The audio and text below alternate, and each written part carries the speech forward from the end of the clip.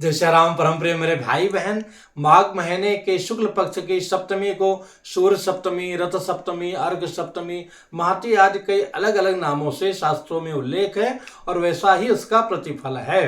पर विशेष रूप से सूर्य सप्तमी माना जाता है। इसका व्रत का बहुत बड़ा महत्व है। स्वयं भगवान श्री कृष्ण जी ने युधिष्ठिर जी के पूछने पर बताया था।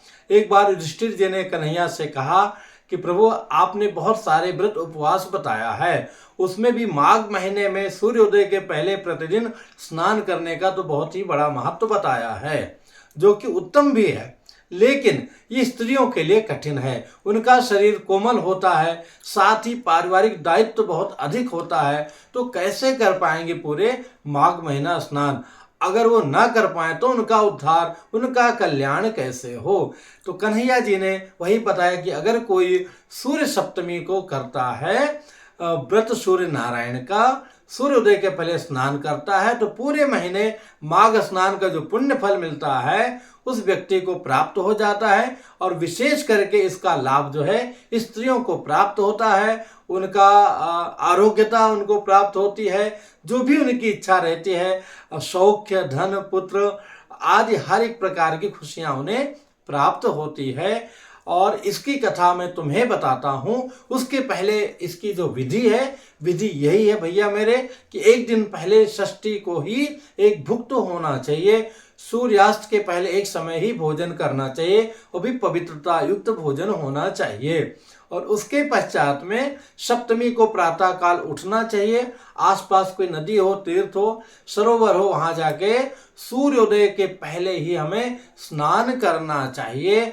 और स्नान विशेष करके वहां करना चाहिए जहां पानी ज्यादा हिल डोल न रहा हो, जहां ज्यादा लोग स्नान करके पानी को बहुत ज्यादा वैसा न कर दिए हों, तो इस चीज का ध्यान रखना चाहिए।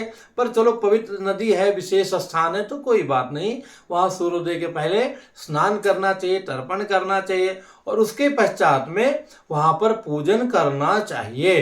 पूजन में जैसे कि ये नीचे एक डिस्क्रिप्शन में लिंक है, उस लिंक में मैंने करके दिखाया है कि कैसे आप स्वयं पूजा कर सकते हैं। पर एक अष्टदल चावल बनाना चाहिए। अष्टदल नहीं बना सकते हैं तो आगे 2 पुंज और उसके पीछे 8 पुंज जो है चावल रख लेना चाहिए। आगे 2 सुपारी शिव पार्वती के निमित्त और पीछे 8 सुपारी जो है शिव जी का जो अलग अलग नाम है उनके निमित्त वहां पर रखना चाहिए।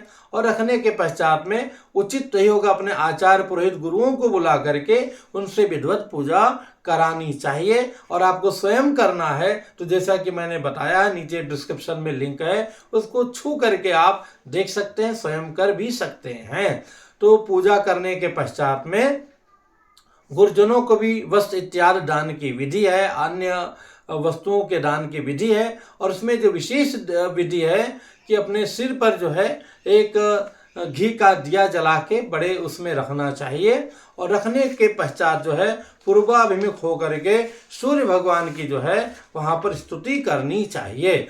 आप मान लिया पूजा उस रूप में नहीं कर सकते हैं तो स्नान किया, सूर्य नारायण को अर्घ दिया, सविता सूर्य नारायणाय नमः इदम अर्घं दत्तं नमः। लोटा में जल रखा, चंदन रखा, तुलसी का जो है पत्र और पुष्प रख लिया। प्रयास कीजिए कि जो आपका वस्त्र भी हो लाल वस्त्र हो। और सूर्य नारायण को अर्घ देने के बाद में एक जो है कपड़े का ऐसा बना के सिर पे रख लिया, उसके ऊपर दीपक रख लिया, सूर्य नारायण की तरफ हाथ जोड़ करके खड़े हो गए और इसको रिकॉर्ड को आप लगा के उनको सूर्य नारायण को देखते रहिएगा। नमस्ते रुद्र रूपाय रसानां पतये नमः, वरुणाय नमस्तेस्तु हरिवास नमोस्तुते। यावज्जन्म कृतं पापं मया जन्मसु सप्तसु, तन्मे रोगं च शोकं च मा करे हन्तु सप्तमी। जननी सर्वभूतानां सप्तमी सप्तिके, सर्वव्याधि हरे देवी नमस्ते रविमंडले।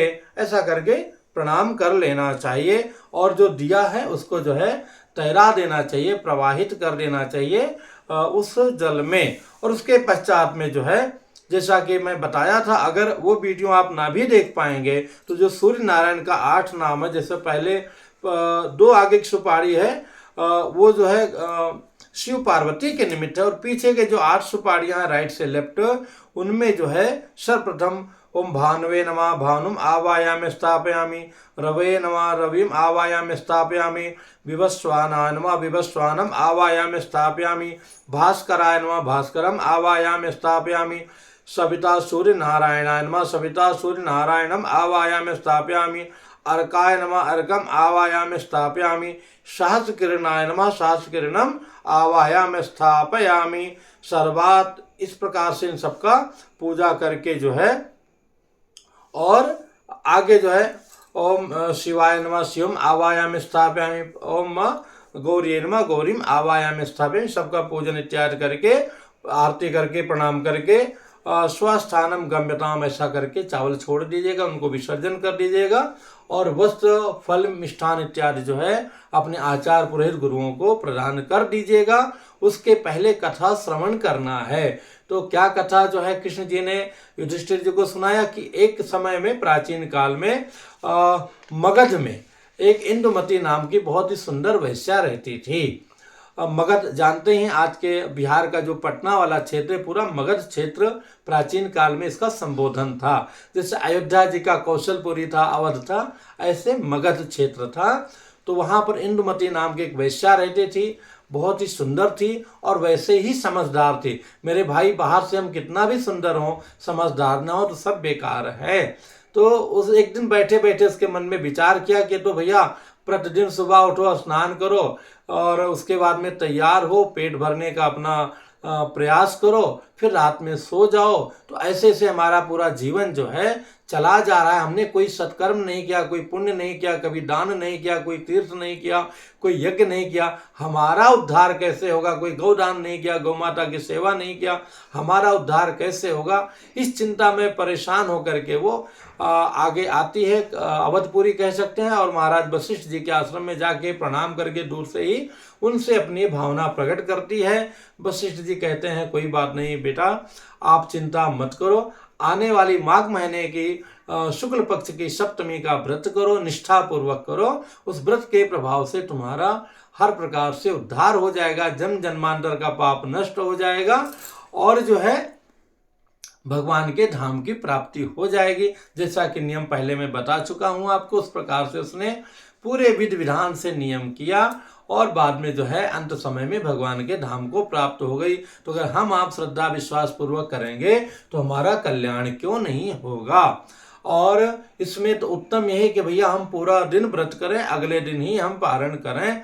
लेकिन अगर पूरा दिन नहीं कर सकते हैं तो सूर्यास्त के बाद में एक अन्न जो है बिना नमक का आप ग्रहण कर सकते हैं। तो बहुत ही कम समय में अत्यंत कल्याणकारी पवित्र जो है व्रत है, हमारे तमाम प्रकार के पापों को नष्ट करने वाला। रथ सप्तमी का, सूर्य सप्तमी का, अर्घ सप्तमी का, भानु सप्तमी का नाम आज से विख्यात है। इसका हमें अवश्य करना चाहिए। कुछ ना मिले तो आरोग्यता तो हमें 101%, और कुछ क्यों नहीं मिलेगा, जो शास्त्र का आदेश है उसमें हमें शंका करने की आवश्यकता नहीं है। प्रयत्न पूर्वक व्रत कीजिए। कुछ संदेह हो तो कमेंट्स कीजिएगा, पुनः मिलूंगा। और हाँ, अगले दिन जो है भीष्माष्टमी है। तो ये भीष्म अष्टमी के दिन जो है भीष्म को जो है तर्पण किया जाता है। वो आप भीष्म तर्पण विधि आप बाय हिंदू रिचुअल्स आप सर्च करेंगे, वो भी आपको प्राप्त हो जाएगा। पुनः मिलूंगा एक नई जानकारी के साथ में। अबू धाबी में भी जो है अपने प्रभु का मंदिर बन के तैयार हो गया है। उसके लिए भी आप सभी लोगों को बहुत बहुत शुभकामनाएं। जय श्री राम।